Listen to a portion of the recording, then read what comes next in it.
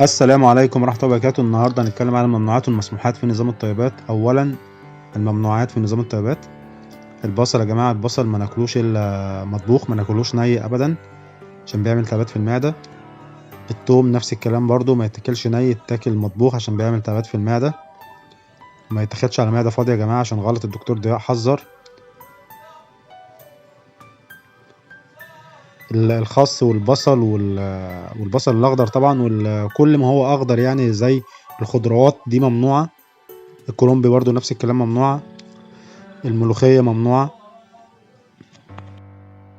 ورق العنب برضو من الممنوعات.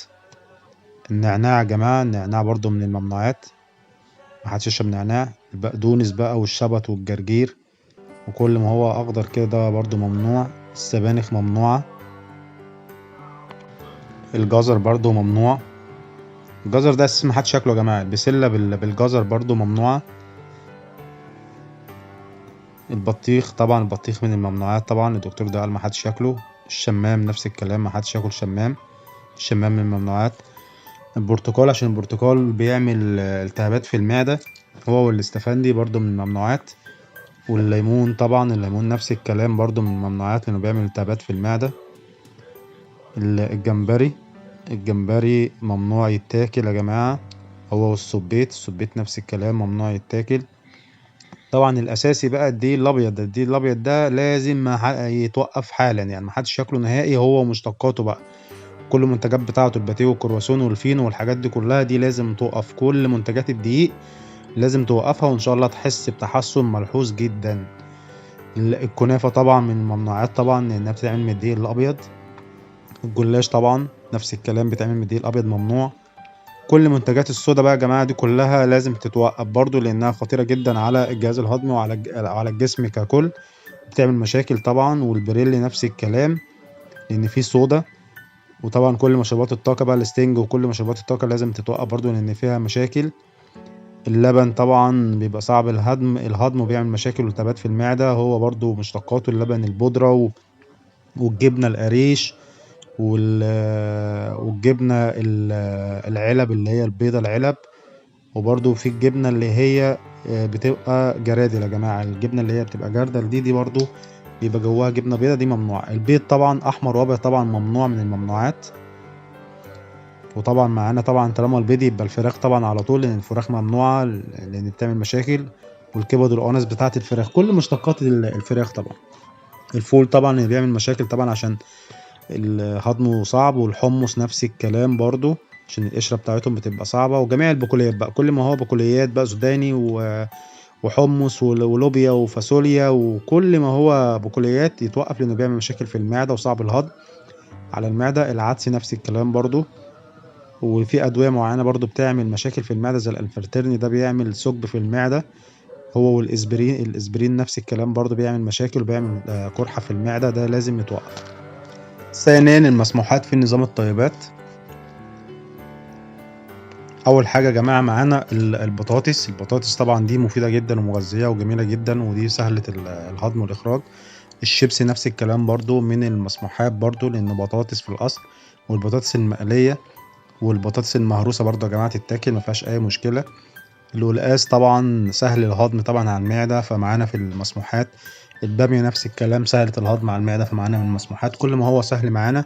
والكوسة طبعا عارفين اللي هي بتتهضم بسهولة بس مطبوخة طبعا، وممكن محشي بس مش كتير. معانا بعد كده البطاطا طبعا، البطاطا من المسموحات وجميلة جدا البطاطا وسهلة الهضم. زيت الزيتون يا جماعة ده بقى مفيش غنى عنه، ده لازم يتحط في النظام. وخلي التفاح برضو بس مش كتير، خلي التفاح عند اللزوم يعني لما ممكن بتاكل لحمة. عسل النحل طبعا يا جماعة أساسي برضو في النظام، مفيش غنى عنه طبعا، كله فوايد وشفا طبعا. القشطة مسموحة يا جماعة، القشطة أساسي. والزبدة نفس الكلام من المسموحات ودي حاجة مفيدة جدا كدهون، بتفيد الجسم كدهون. الحمام طبعا بقى كل ما هو بيطير بقى حمام وسمان، طبعا كل ده مفيد. الأرنب طبعا، الأرنب مفيد جدا ومغذي والدكتور ضياء قال من المسموحات. اللحم البقري بس يتسوى كويس يا جماعة، كل ما هو لحوم بقى يتسوى كويس. وطبعا أفضلهم اللحم الضاني طبعا من المسموحات. واللحم الجاموسي برضو بس برضو يتسوى كويس عشان يبقى سهل الهضم على المعدة. واللحم الجملي بقى دي لازم تتسوى كويس جدا جدا جدا لأن بتبقى ناشفة شوية فلازم تتسوى. نيجي بقى للتمر. التمر والبلح دول اساسي. التمر يعني مغذي جدا، مفيد جدا، والعنب نفس الكلام من المغذيات ومن الفوائد الجامة للجسم. الموز طبعا سهل الاخراج وسهل الهضم ومفيد جدا. وقرع العسل طبعا مفيد جدا.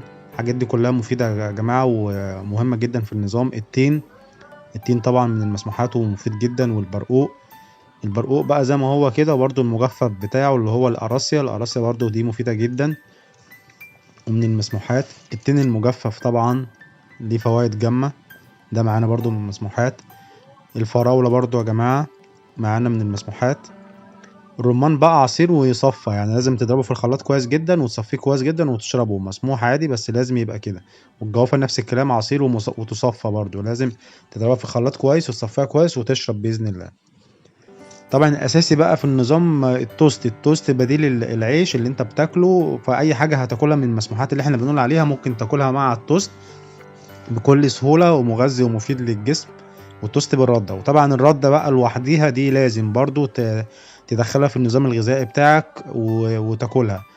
الارز طبعا ده لازم، الارز مع الشوربه يا جماعه ده مفيد جدا ولازم في النظام تمشي عليه طبعا. وهو الارز البسمتي برضو مسموح.